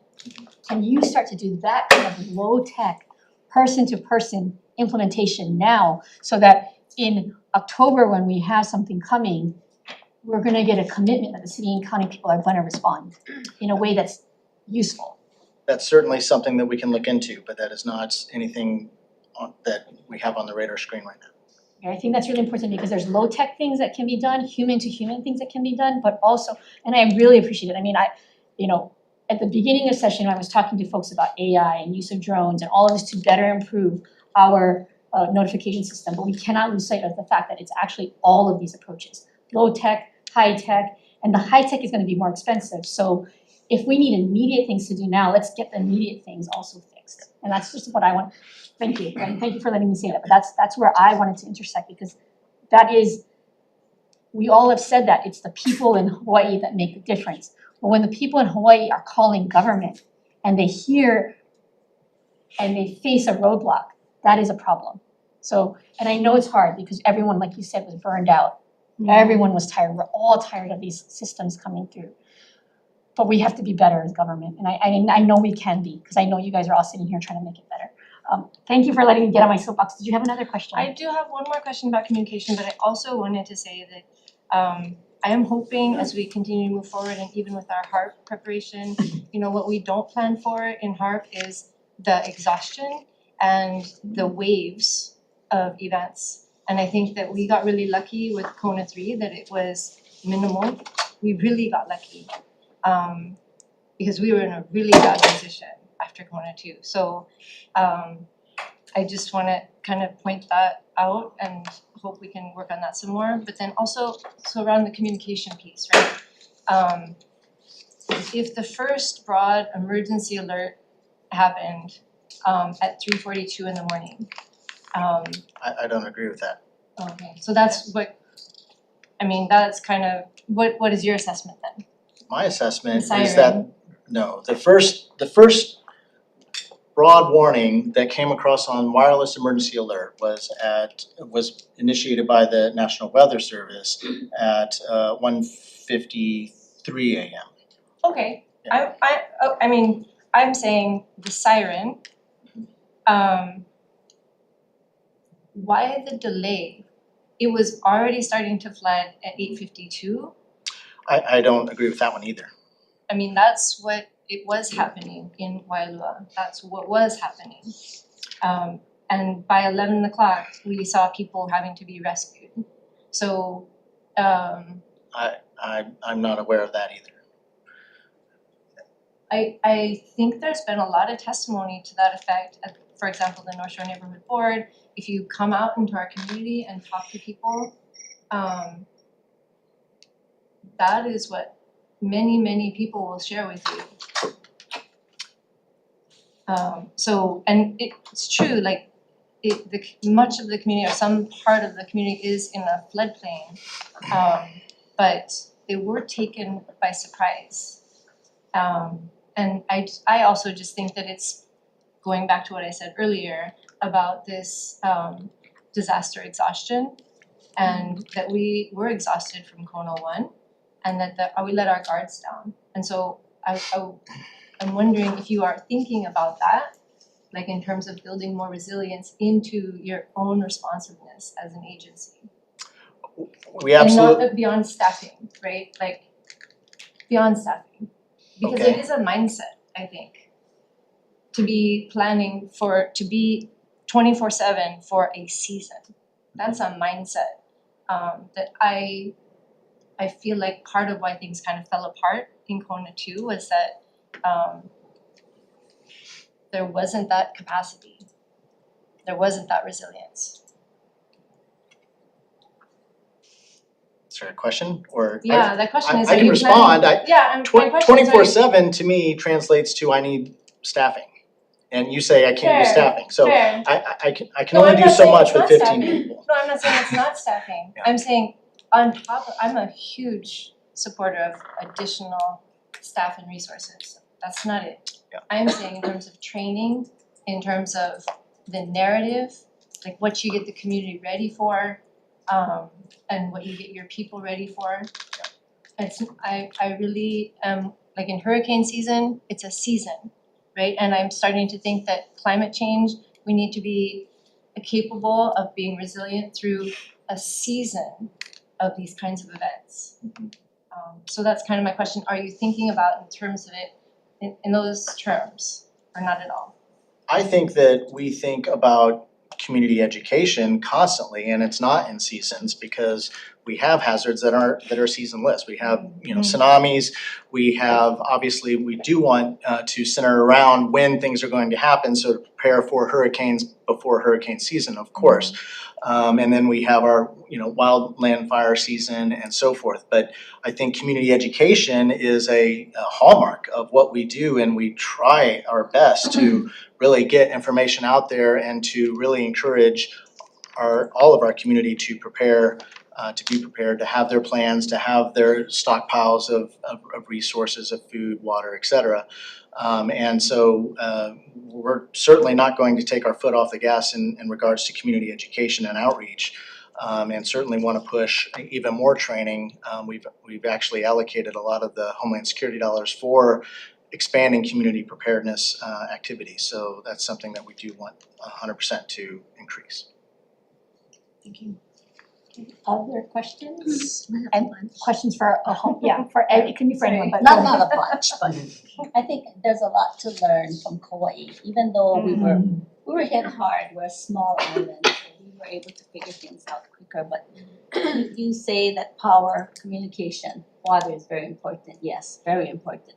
That's why Kauai has in place generators at their centers that, where they're gonna distribute things. They're ready to go. The roads guys are at the base yard waiting for it to happen. Then they're gonna go out as soon as it happens, right?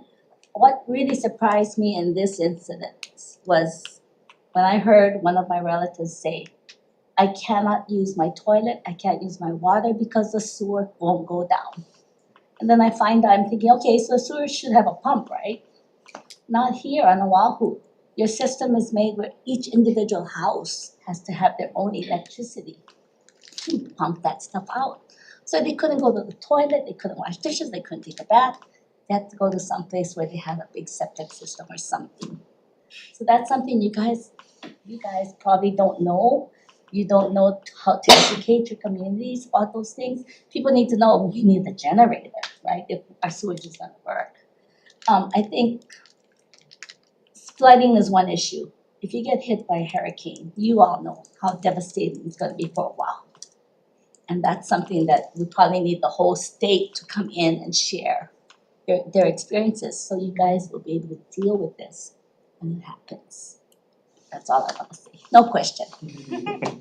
I want to build off of that comment because I think we do have a lot to learn from the neighbor islands and also from the resiliency hubs that we keep coming back to, that their communities somehow are far more prepared. And what I'm concerned about is during the Kona lows, we didn't see much bad things happen in like the urban core, which I represent. But can you imagine if all of a sudden the urban core was struck in the way that Wailua was struck? Now you're talking about lots and lots and lots and lots more people. And so that's what I'm concerned about. And so that kind of, it's more than just public education, it is a mindset that we have to get in as community and government. And I think, again, a need for a summit to make sure that we're learning. And what I've learned from this committee is that separate islands, Hawaii Island runs drills as a community every year. We don't do that on Oahu. And I know it's probably incredibly more complicated to do something like that on Oahu, but we better start thinking about ways to drill. And you know what? You're gonna have a population that's gonna be willing to drill. You have a population that wants to help. So let's figure out a way to do that. And I don't know if that's a partnership between HiEMA and counties, but let's start thinking about that now because that's the way to be proactive. Sorry, thank you.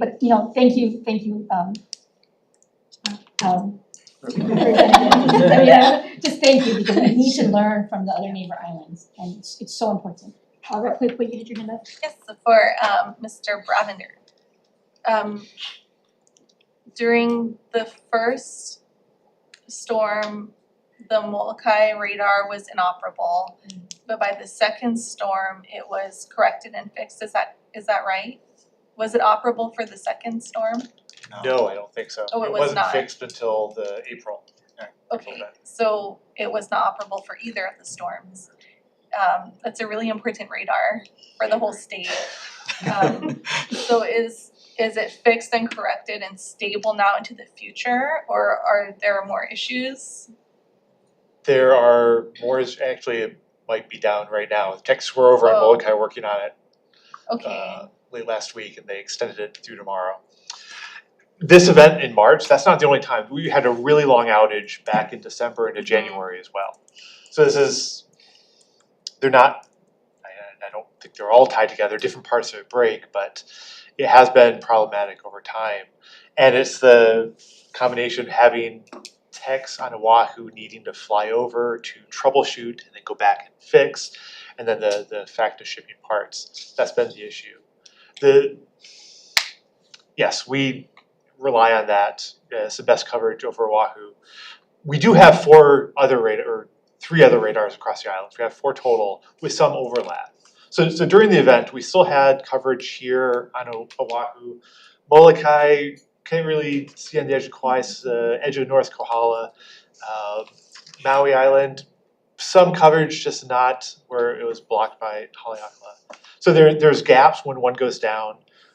There's enough coverage between that overlap and other tools between the satellites, the mesoscale sectors that gives us minute-to-minute imagery and the ring gauges. We were able to keep warnings out the whole time. so for that radar on Molokai though, are we expecting it to keep breaking down and having to send people over to fix it, or what do we need to get it to be a stable operating radar? That is a wonderful question. I don't know. It's nothing. The same thing as will keep happening. It's installed in the early 1990s. So do we need to replace it? Well, What do we need to, what would we need to do to have that be like a dependable resource of information? I will gladly take hard questions like this back to our national headquarters and say, hey, we need a solution. Perhaps we need to take it Because to our congressional delegation. Yeah, It's one of those things that within our office, we've talked about. This is unacceptable, but this is what we're dealing with right now. And our operational forecasters, we're making do with the tools we have. And it's the hard questions like that yes, I don't know if that's a new radar there. I don't know if we need 2 in different locations that provide better coverage and more easily serviceable.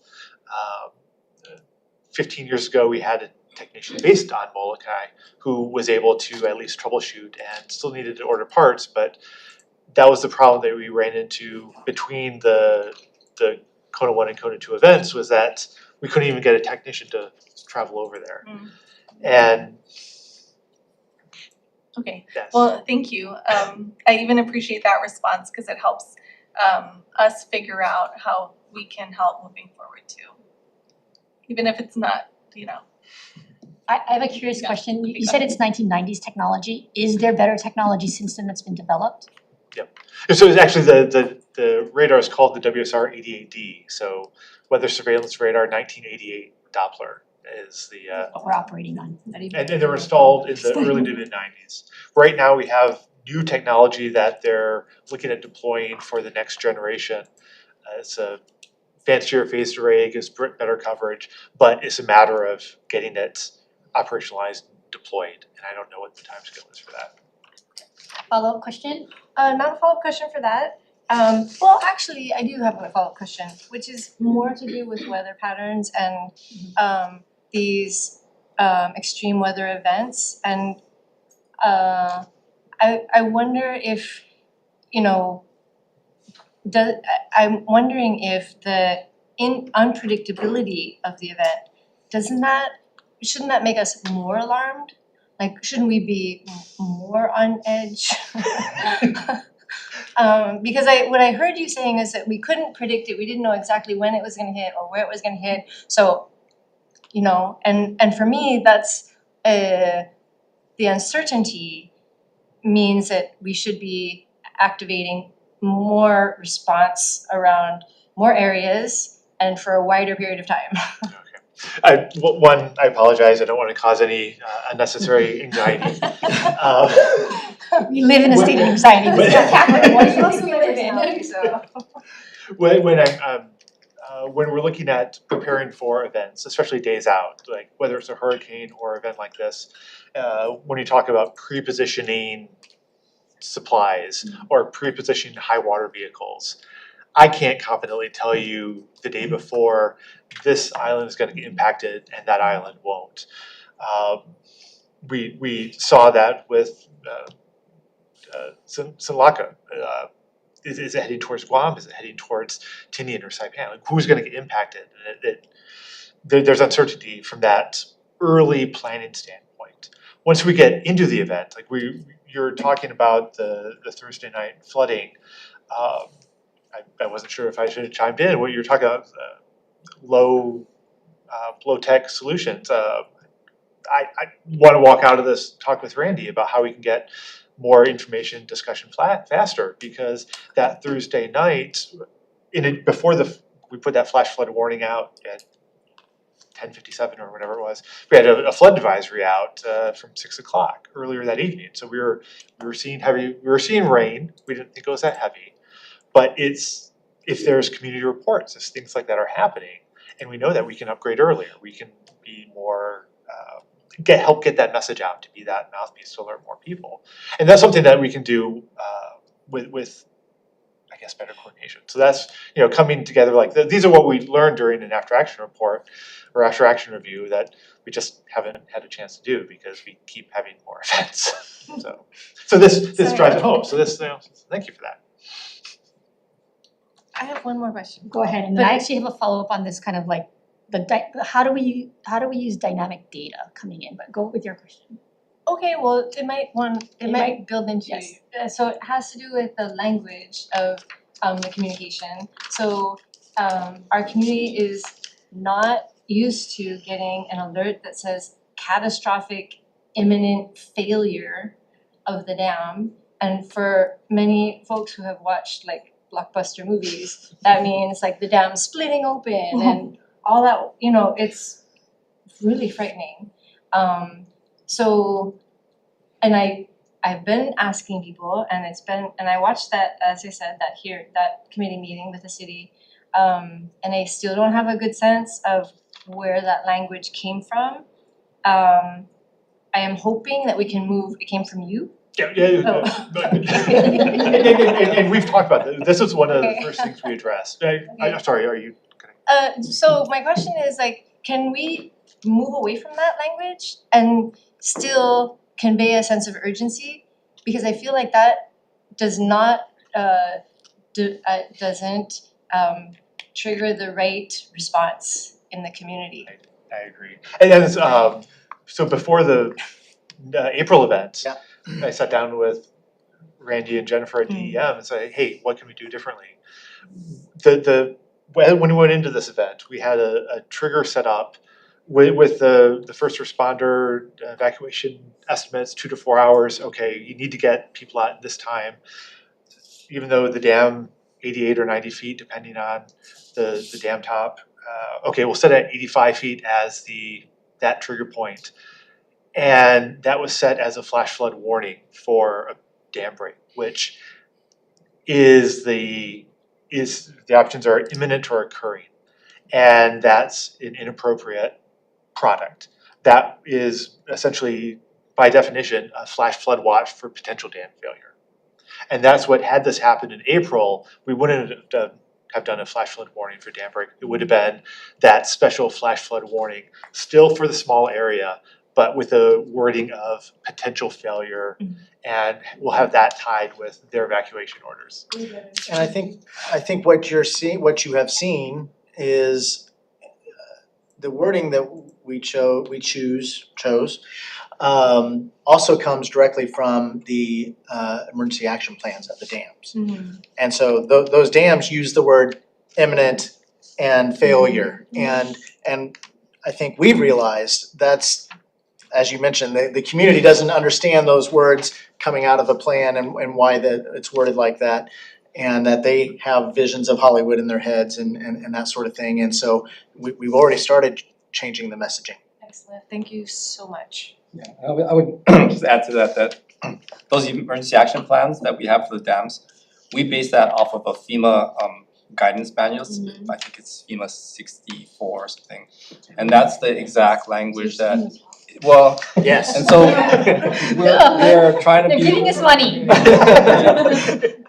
We're trying to be compliant in terms of how it's worded nationally, but I think that agreeably that we could have better conversations on how we relay that to the public. Yeah. And so that's definitely a Very takeaway much that we appreciate that.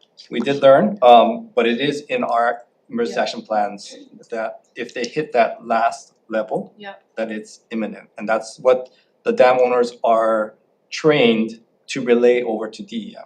And then the other piece, like, of course, around the communication is the siren activation.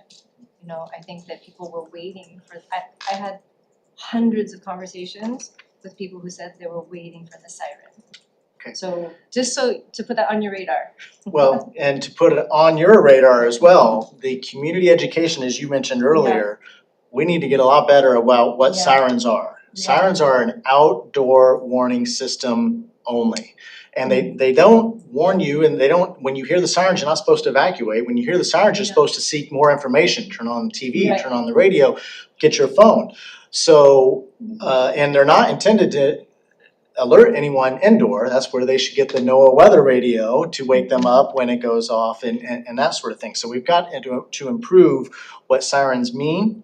But I think to yours or Representative Bellatti's mentioned before, we still have to focus on the system of systems. It's not just it's not just the weather service putting out their information. It's not just us doing a press conference.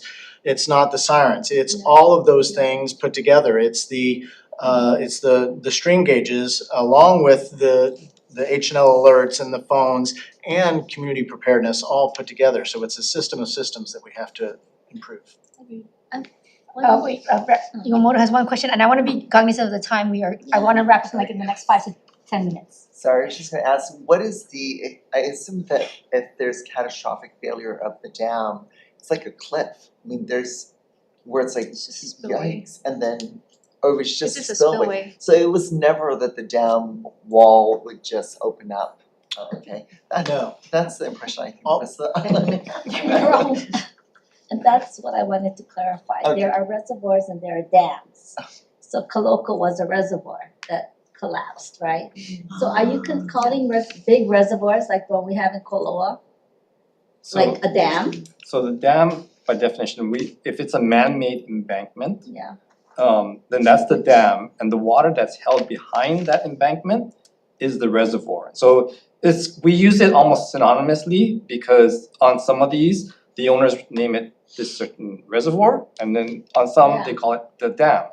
But it's one and the same, and when we hit those emergency action plans and we say that this dam it's hit this imminent failure trigger, what we're concerned about is that dam will actually overtop. And because 99% of our dams are earthen, made out of dirt, if they get overtopped and the water actually starts to spill over the top of the crest of the dam, that's when they're highly susceptible to failing. It doesn't necessarily mean that they fail right away. Like we had that before, where dams can be overtopped but not fail. Got it. Okay. I did have one about I love this, our community wants to learn and ask questions, so I'm sorry, we're gonna have to indulge in a few more questions. Thank you. About Hokulani Elementary School. Oh, sorry, were you gonna say? No, go. Hokulani Elementary School, has that been a flood area? It was flooded. Was that a previous floodplain area previously, or was that kind of a new thing? So I would just say that if you go to our flood hazard risk assessment tool that's on our website, thefat.hawaii.gov, that section is in a partially into a floodway and like a A zone, which is like it's a high risk. And when the Army Corps of Engineers did the Alawai project that they were trying to retrofit, that area was already it's a choke point coming in. It's taking all of NOAA coming through down that way on its way to the Alawai, and they had that area identified as a detention basin as a potential remedy, but I don't think it was gonna really resolve. That school is actually put in a pretty low spot, unfortunately. Thank you. Rep. Poipo, one more Thank question. you. For Mr. Barros, for the damage assessment report tool that I think is on your website, it's also on MEMA's website for Maui County.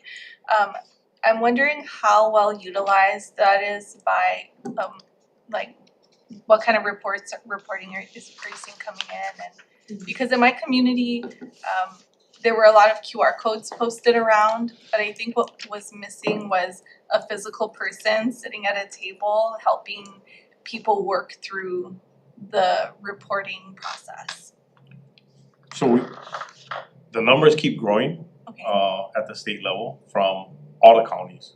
We're seeing increasing numbers. And we're slowly getting FEMA registration in there. So was it used early on? My hunch is there's a disconnect early on that we gotta fix so that people can readily jump on as soon as we need them to. But we are fixing it, and we're like I said, we're seeing numbers go up, and that'll give us a better look at when someone asked the amount of damage in the state, and somebody asked, oh, how much federal money is coming in? We're not gonna know that until we get the damage assessments. So I think in the next, by the 7th of May, the PA stuff, we'll get those kind of numbers. So there was a disconnect early on that we're So fixing. these community reports are really important to helping you develop like the assessments more accurately. Yes, yes. So I'll say in Wailua, LW was instrumental in going out door to door, talking to everybody about assessments, what they're required to do, and helping a lot of the kupuna and filling them out. Having that high touch approach was huge. Getting everybody to the Wailua Park to make sure they could have somebody there to help them out was absolutely tremendous. But driving them there was a big thing. Well, I think that would have been great too, to Yeah. have somebody going door to door. Yeah, so we're gonna have to do that. I think there's several pieces that we're gonna have to start improving on before the next storms. I think we all agree that these 3 storms together were bad, but nothing compared to a Cat 4. So James had talked a little bit about the state's wherewithal and resources that required to respond to something like that. We know enough. So getting out to communities to start making sure that we have contacts to contractors now before the next storm is gonna be huge. Just so they know, they'll have a contract with us so they can start up the next day. They know where to dump, where to move material, who to call for direction. It's gonna be big, and that's what James is working on already. Making sure, as Rep. Morikawa had talked about, getting resiliency hubs in different areas to ensure that everybody has power and water filled in their different community areas. So that once the disaster occurs, there's a response that we can make already. There is something to the public saying that the government takes too long to respond. I mean, it's gonna take a couple of days to make sure that everything is mobilized. But if we have those hubs in different areas and our contracts with those contractors who are in communities now, gonna be big. So for us, we're working with different contractors within communities, first to give them that shot so they can understand what it looks like to work with the government. The Rita's in Wailua area, we're working with Na'i in Waihole Wakani area to clear those streams. So we can let them know this is what it would be like for us to contract with you during emergency situations. Right now, I gotta say, with this emergency proclamation out there, I'm gonna milk them as much as possible to ensure that we get as much done as we can with the waivers that we have right now. But also to make sure that we can connect up with different contractors in different communities so we can have these conversations. And second, like you had talked about, making sure that we have people that we can contact to say, here's what we need, here's what the city and the counties need from you to make sure these assessments are filled in. Please start going door to door and let us know which houses we Yeah. hit. I think especially after these events, we do have a lot of community members that are willing to help, but they just need to be empowered with the Agreed. tools and know how to be activated and Agree. I think there's one group in the community that we kind of forget, in the farmers. For them, not only did they lose all their homes and their property, but they lost their crop. In those areas, in general, from what I understand, crop insurance is just not a good deal for them, so they just don't go with it. Many of them are gonna have to start from scratch. Their crop is gone for this next haul. They can start from the beginning and move forward. Getting the $1,500 really not gonna be enough for them. So getting some kind of backup for them in some way, shape, or form would be big. All right, I'm really cognizant of our time. I think we could stay here and actually like do a lot of brainstorming and talking and finding more ways to collaborate and to find actually real solutions, because I've already heard a couple of things here that I have not heard in the public discourse up to this point. So I really wanna say I appreciate all of you for coming forward. I really appreciate my colleagues for participating in this and helping us move this forward, because I think this is gonna be, as everyone has said, an all-of-government approach and a system of systems that we have to fix, and so that takes all of us. On that note, we will collect the presentations we have. Members, please feel free to reach out to any of our wonderful speakers, and we will always continue the conversation, and please have a successful and productive conference season. We are adjourned.